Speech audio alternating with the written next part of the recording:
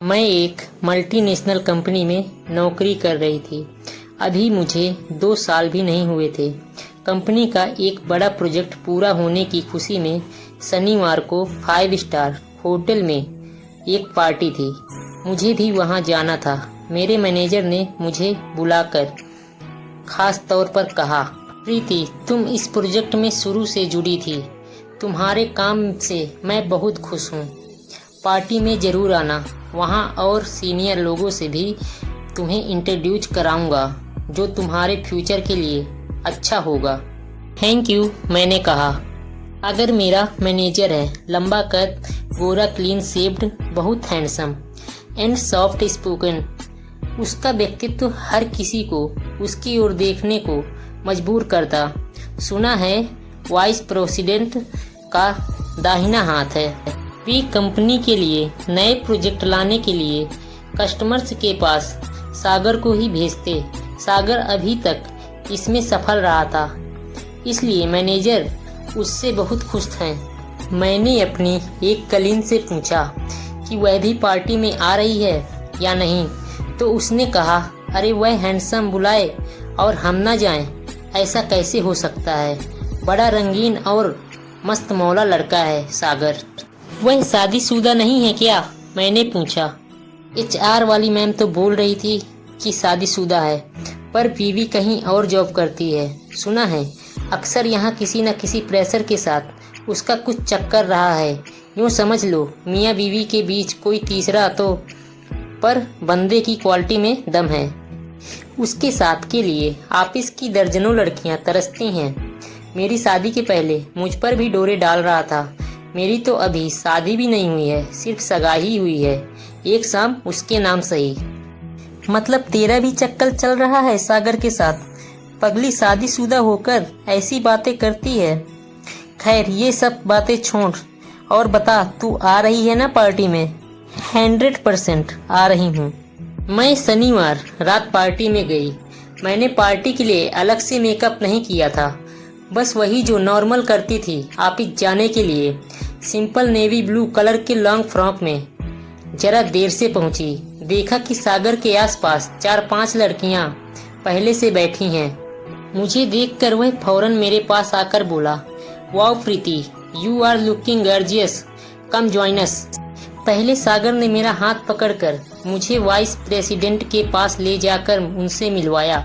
उन्होंने कहा, you are looking great, सागर तुम्हारी बहुत तारीफ करता है, तुम्हारी रिपोर्ट्स भी एक्सीलेंट हैं। मैंने उन्हें थैंक्स कहा, फिर अपनी कलीग्स की टेबल पर आ गई।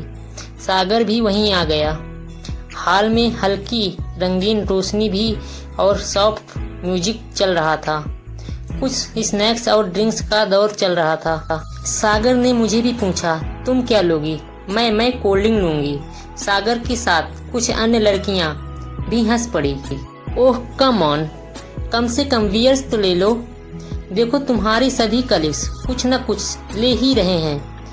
कहकर उसने मेरे गिलास में बियर डाली और फिर मेरे और अन्य लड़कियों के साथ गिलास टकराकर चर्स कहा। पहले तो मैंने 1-2 घूंट ही लिए, फिर धीरे धीरे आधा गिलास पी लिया। डांस के लिए फास्ट म्यूजिक शुरू हुआ।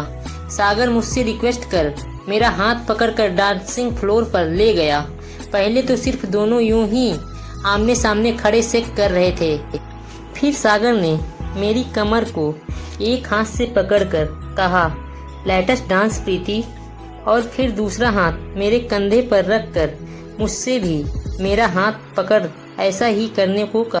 म्यूजिक भी फास्ट था, फिर भी उसने मेरी आंखों में आंखें डालकर कहा, मुझे स्लो स्टेप्स ही अच्छे लगते हैं, ज़्यादा देर तक समीप पे बना रहता है, कुछ मीठे बातें करने का मौका भी मिल जाता है और थकावट भी नहीं होती है। मैं सिर्फ मुस्कुरा रह गई। वह मेरे बहुत करीब था। उसकी सांसें मैं महसूस कर रही थी और शायद वह भी मेरी सांसें महसूस कर रहा था। उसने धीरे से कहा, अभी तुम्हारी शादी नहीं हुई है ना? मैंने उससे कहा कि नहीं, अभी मेरी शादी नहीं हुई है, बल्कि 6 महीने बाद होने वाली है। तभी वो मेरे करीब और आने लगता है। फिर मैं पार्टी से चली जाती हूँ। तब सागर मुझे कहता है कि चलो मैं तुम्हें घर तक ड्राइव कर देता हूँ। इतना कहा ही था, मैंने उसे मना नहीं किया और उसके साथ अपने घर चली गई। घर में मेरी मम्मी थी और पापा भी थे। वो मुझे घर के बाहर ही छोड़ देता है। मैं उसे थैंक्स कहकर मुस्कुरा देती हूँ। तभी वो मुझसे मुस्कुराते हुए कहता है कि चलो कल मिलते हैं। मैंने उसे ओके कहा और वह अपने गाड़ी से चला जाता है। मैं सुबह ऑफिस पहुँचती हूँ तो सागर मुझे सबसे पहले गुड मॉर्निंग कहता है। मैंने भी उसे गुड मॉर्निंग का रिप्लाई दिया। तभी सागर मुझसे कहता है कि दुबई चलना है आपको। मैं पहले सोचती हूँ कि इतनी जल्दी दुबई क्यों जाना है। तभी सागर कहता है कि एक प्रोजेक्ट है, मैं तुम्हें वहाँ सबसे मिलाना चाहता हूँ जिससे तुम्हारे आगे कैरियर में फोकस करेंगे वो सब। मैं सागर से बोली ठीक है।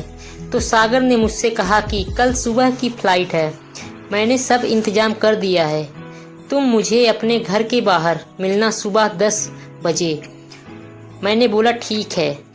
आखिर क्या होगा अब मेरे साथ?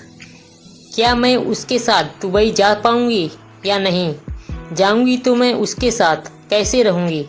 कमेंट करके ज़रूर बताएं। और आगे की स्टोरी आपको नेक्स्ट पार्ट में मिलेगी। इसके आगे की स्टोरी सुनने के लिए हमारा चैनल सब्सक्राइब करें और देखें मैं, मेरा पति और वो।